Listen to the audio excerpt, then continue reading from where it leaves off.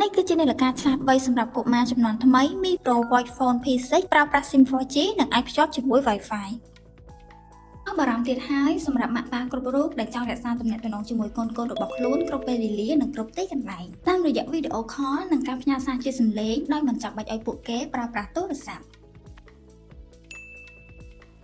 ម៉ាក់យកអូនចេញពីសាលាផងដែលមានសារៈសំខាន់ខ្លាំងមែនទែនសម្រាប់ម៉ាក់ប៉ាគ្រប់រូបងាយស្រួលតាមដានរាល់សកម្មភាពរបស់កុមារតាមរយៈប្រព័ន្ធ GPS ដែលអាចដឹងពីទីតាំងកូនៗរបស់យើងគ្រប់ពេលដែលពួកគេមិននៅក្បែរខ្លួនរបស់យើងម៉ាក់ប៉ាអាចតាក់ទងទៅកូនបានភ្លាមៗតាមរយៈការខលធម្មតាក៏ដូចជាការខលដែលអាចកំណត់ដោយនាឡិកាលើកស្វ័យប្រវត្តិងាយស្រួលសម្រាប់ឲ្យយើងបាននិយាយជាមួយនឹងកូនភ្លាមៗម៉ាក់នៅសាកូនចង់ញ៉ាំអីមែនបាទមុខងារ SOS មុខងារនេះល្អសម្រាប់ពេលដែលកូនត្រូវការជំនួយណាមួយពីអាណាព្យាបាលដោយគ្រាន់តែចុចប៊ូតុងបើកឲ្យជាប់រយៈពេល3វិនាទីម៉ាក់យកមកឲ្យអូនផងអាចថតរូបនៅលើនាឡិកានិងផ្ញើរូបឲ្យគ្នាបានផងដែរ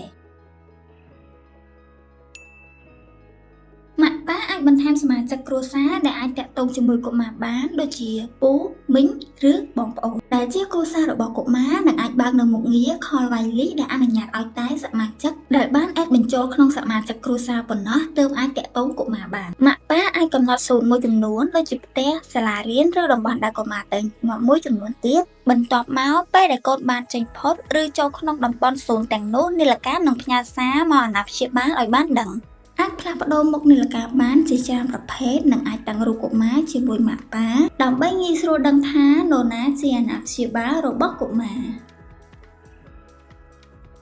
នាឡិកានេះក៏មានមុខងារកីឡាសម្រាប់កុមារនិងប្រព័ន្ធការពារជម្រាបទឹក True ATM រីឯថាមពលថ្មអាចប្រើប្រាស់បានចន្លោះពី7ទៅ12ថ្ងៃអាស្រ័យលើការប្រើប្រាស់ក្រៅពីចំណុចពិសេសៗដែលបានរៀបរាប់នៅខាងលើវានៅមានមុខងារល្អៗជាច្រើនទៀតដែលម៉ាក់ប៉ាគ្រប់រូបមិនគួរមើលរំលងនោះទេប្រសិនបើម៉ាក់ប៉ាទាំងអស់គ្នាចង់រក្សាទំនាក់ទំនងនិងភាពជិតស្និទ្ធជាមួយកូនៗជាទីស្រឡាញ់របស់ខ្លួនគ្រប់ពេលវេលានិងគ្រប់ទីកន្លែងប៉ុន្តែមិនចង់ឲ្យពួកគាត់ប្រើប្រាស់ទូរស័ព្ទ Mi Pro Voice Phone P6 គឺជាជម្រើសដ៏ស័ក្តិសមបំផុត